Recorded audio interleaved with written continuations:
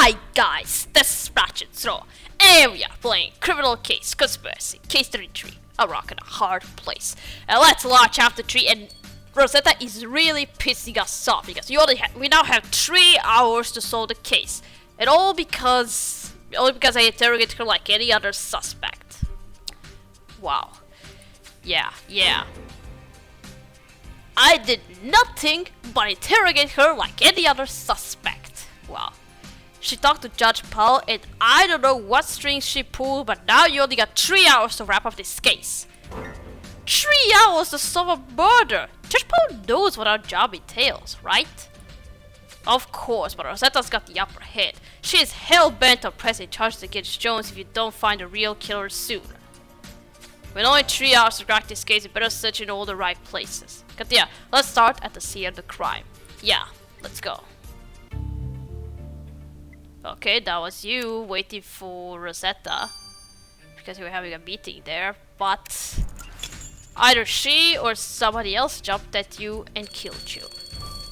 Let's take another look at the meteorite, which is actually beautiful.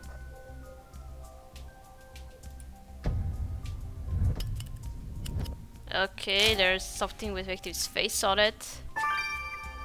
Yeah, that looks like a ball.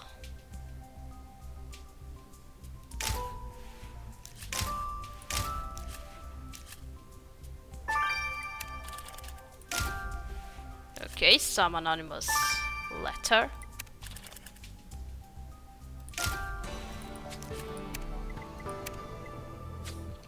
Katrina, this anonymous letter was addressed to our victim. The letter says, "Barb, if you don't leave, you'll die." It's gotta be some kind of powder. Backing up a sample might tell us who said this. And is that a stress ball with the victim's face printed on it? Someone clearly needed to release some pent-up anger against Bellamy. Let's get some fingerprints on the ball to find out who it was. Yeah, let's do it. And whose broken trophy is this? Let's reassemble it. With such limited time, we need every clue we can get. Yeah.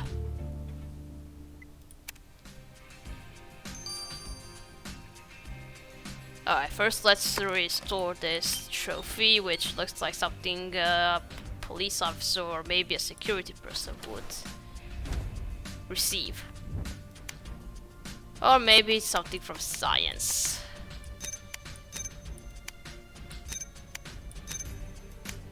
Chemistry, MIT, young I can't read the rest. Yeah, the trophy belongs to Emilio Fuller. It's from MIT. That's like the topmost science college. Pretty impressive. There's no way Amelia would have broken this. Let's get into explain. Okay, why was the trophy broken? Did you or maybe Barb break it? Okay, let's that's the stress ball for fingerprints. Let's see. And then let's find out who was pissed with Barb.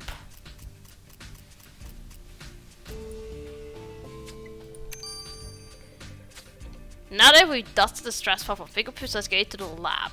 Okay.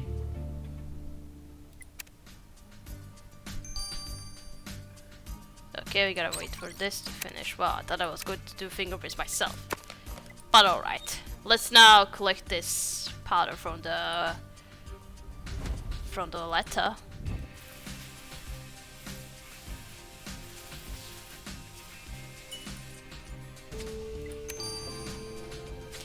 We collected the powder from the thread written to our victim. Let's put it under the microscope to see what it is. Yeah.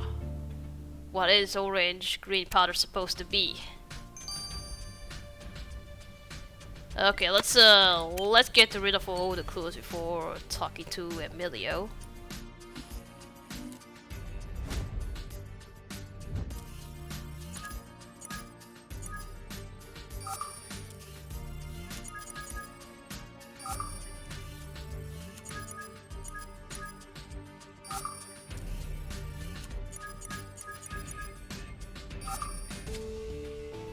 Fertilizer. Oh, who used that then? There, part of that threatening letter was fertilizer. Wait, does this mean the letter was sent by Wendy Stokes? She's a botanist. She's got her hands in fertilizer all day. Wendy said she was madly in love with the victim. Why would she have sent her a death threat? You're right. We must talk to her. Oh, what went wrong in the relationship? Okay, let's go first talk to Emilio. Mr. Fall, we found your trophy in pieces. Why would you have broken such a prestigious award? I didn't break it, that stupid Bellamy did. Bellamy broke it? Why would she do that? Because she had no respect for me or my achievements. She said the award was probably for a baking soda volcano, as if I couldn't do more impressive things with baking soda.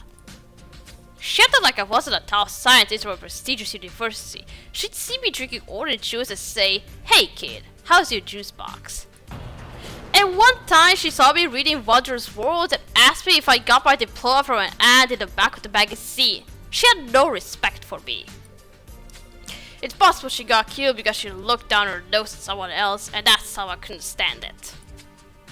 Or maybe it was you, you're number one suspect. I have a feeling it's him. I just have that feeling. Dr. Stokes, you found your letter to your girlfriend Barb. If you don't leave, you'll die. Is that your idea of romance? How did you know I wrote it? I suspected you used bits from one of my copies of Wondrous World so Bob wouldn't know it was from me. But why on earth would you write an anonymous death threat to your girlfriend? It wasn't a threat, it was a warning. I was afraid of what might happen to us if we stayed in here another day. Haven't you noticed by now, bitch Katia? This place is hell. Everyone is scared of Rozetta. If you knew some of the things I heard... Well, tell us those things. We're the police, I wanna know. Are you crazy? After what happened to Barb? I'm not saying anything. I'm leaving this place as soon as I can. Oh, interesting. So that guy who we met in the scientist who was at the opening of the door is not the only one afraid of Rozetta, so we got another person who is afraid of Rozetta, and she's saying that all of the people under the dome are afraid of Rozetta. I have a feeling we're gonna investigate that after we solve this case. Who was mad with Barb that he needed to squeeze the stress ball? You know, Katria, I can't say I ever seen a clue that was a stress ball with Vicky's face printed on it. I had a joke with Rapo that I'd get a stress ball like this with his face printed on it because he really drove me nuts sometimes. I wish you were still here to argue with me. So do we, Amir. Anyway, you're here for the results. The fingerprints of the stress ball are Philip Hoover's. The stress ball is Hoover's? I guess that makes sense. The man is anxiety personified at this point. But is he stressed leading to murder? You're right, yeah. The sooner we find out, the better. Let's question Hoover. Alright, let's see. Why were you mad at Bob? What went wrong between you two? Why did she deserve to get squeezed to get a face on a stress ball? Dr. Who, what compelled you to make a stress ball with Bellamy's face printed on it? Bellamy was absolutely useless and always in the way. It was infuriating. She was supposed to make my work easier by keeping people out of my lab. Instead, she kept coming in.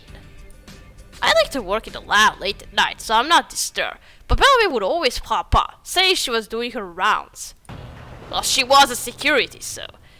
I am the head of the meteorite department. I don't need any supervision. It must sounds like you don't want people to see what you're doing there. Enough to kill, perhaps? If I were to kill anyone at this door, it would be that janitor who tried to chum up with me because he saw me reading Wondrous Worlds. At least Bellamy served some use. Well, let's hope you didn't release some stress by cutting Bellamy's head off. Oh, he's not one suspect, so he's the janitor. Oh. Everyone around here is very on edge, Katria. The victim's girlfriend was so concerned for their safety that she wanted Bob to leave the dome with her, or so she claims. We also found out that Hoover resented the victim for her frequent intrusions on his work in the lab. All possible motives, but no substantial proof just yet. And we are running out of time to solve this case. Thanks to Rozetta, we only got 2 hours left. Good thinking. We know the killer hid evidence in the utility building by the lab. Let's go take another look. Alright. Yeah, I got 2 hours remaining to solve this case, and lots of hours for my lab people to analyze every clue. Alright, let's search the last crime scene. But we still haven't found out who was watching us at the beginning of the chapter 2. We only know that he came from this room. And we didn't find out who it was. Or I just forgot, I don't know. Very trash can. Maybe the killer tried to burn some evidence. Radio handset. That must be Barb's. Katrina, be careful! We need to extinguish that fire. Alright, extinguish it then. You already have a fire extinguisher. Pew! The fire's out. What do you think started it? You think someone could have been trying to burn evidence? The only way to know is to dig through this trash can and see what we can find. And you found the victim's radio. Not only is blood stained, but there's also something caught in the grill. Let's collect it. We're getting close, Katia. Our time's almost up, but Rozetta can't have the last laugh. Oh, what if we find out it was her? And she tried to blame Jones and myself for the murder. But instead she did it. I have a feeling I'm going to arrest her for some murder, and it's either going to be this or maybe the last case in this district. Katia, the weird trash can contained a copy of Wondrous Worlds. Wondrous Worlds is a sci-fi magazine our killer reads. This can't be a coincidence. The killer was trying to get rid of evidence. Let's send this clue to the lab. I'm sure it will tell us something about our killer. Okay. You tried to burn a copy of Wondrous Worlds. How do we know how did she know that we know that he's reading Wondrous Worlds? Anyway, let's collect. What are we collecting? Fibers from the radio.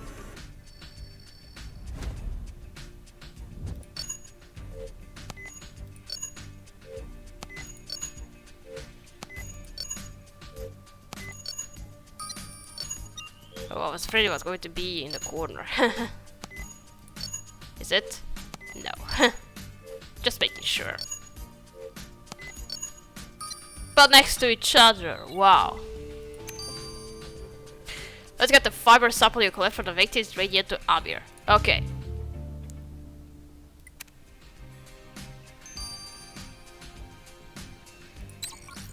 Yeah, 15 hours for this, 9 hours for this, and only 2 hours for us to solve this murder.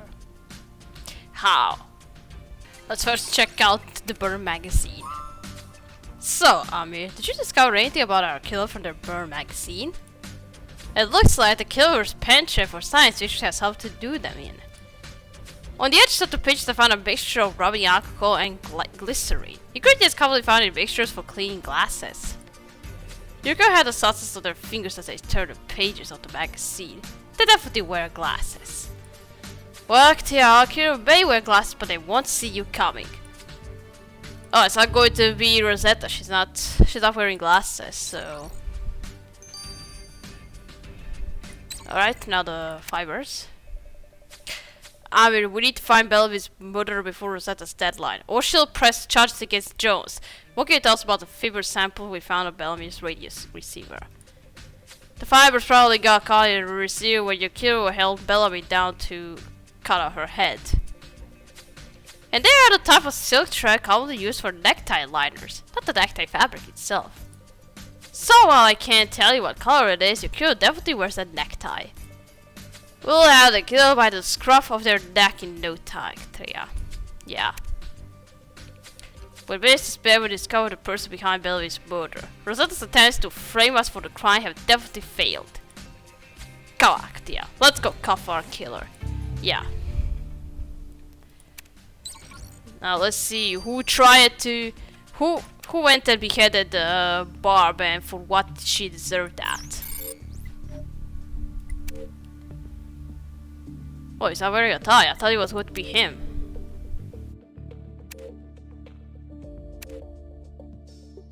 He doesn't wear glasses. You had access to every place here in the dome, so it was a good thing we kept you on our radar, so the janitor is the killer. Silas Shellwater, you're under arrest for the murder of Bar Bellamy. What? You're blaming me for Bellamy's murder? You're as quick to point fingers as she was. Speaking of figures, yours were still covered in baking soda while you held Bellamy down. This is a scientific facility. Everyone here uses baking soda. You know, for a janitor, you've been pretty sloppy. You left blood-stained clues all over the place. I like to see you try to keep this place spotless yourself. In any case, littering doesn't make me a murderer. Stop lying. We know that you actively tried to get rid of evidence. On which Katia found your magazine and your glasses cleaner on it. Mr. Shellwater, the jig is up. Just confess. What could possibly compel you to cut that woman's head off? Okay, you got me. I confess. I cut off Bellamy's head. But this would never have happened if Bellamy hadn't interrupted my personal business with the meteorite. Oh. Your personal business with the meteorite? What are you talking about? I wanted to absorb the meteorite's power. You what? Mage Katia, I know that thing is powerful. Otherwise, Dream Life wouldn't have built this whole place to study it. Ever since that meteorite fell in the forest a year ago, I just felt like something amazing was going to happen. There was a short story in Wanderer's Wars about a crystal meteorite that gave a guy superpowers. When I first caught a glimpse of Dreamlife's meteorite on my rounds, I knew it had to have magical properties too. I just had to wrap my arms around it and feel the energy zap through me. Then I wouldn't be the same old Silas Shellwater anymore. I would be transformed. Transform? How is the meteorite supposed to transform you? Well, I didn't get to find out. Bellamy walked in on me just as I embraced it. There wasn't enough time to absorb its energy. She tried to pull me away from it. I couldn't let her get in the way, so I grabbed the nearest thing I could find. And you cut her head off? Yes, what else could I have done? The worst thing is that I don't even know if that brief contact with the meteor was enough to transform me. Well, it didn't transform you, so you're going with us. Mr. Shellwater, I think it's safe to say that the worst thing is the murder you committed. You're under arrest.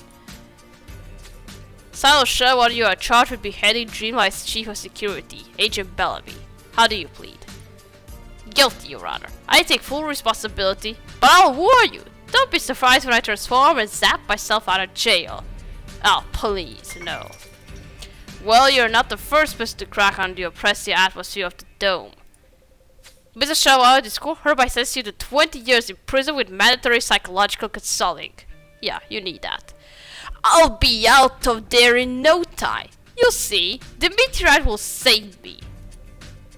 As for Officer Jones' possible involvement in the murder, this court hereby clears him of all charges. Dreamlife's application to suspend him from active duty is dismissed. Alright, thank you for that. So we're not gonna get arrested. Or Jones is not going to get arrested. Katia, this is a difficult investigation under a lot of pressure, but you pulled through. I'm extremely proud of you. Rozetta tried our patience and our abilities, but you rose to the occasion. It's definitely not the last time Rozetta is going to play dirty in order to keep us out of the dome. Which is why I want you to go back to the dome and finally have a good look at that meteorite. Katia, I'm counting on you. Yeah, we are going back. She's not gonna stop me at all.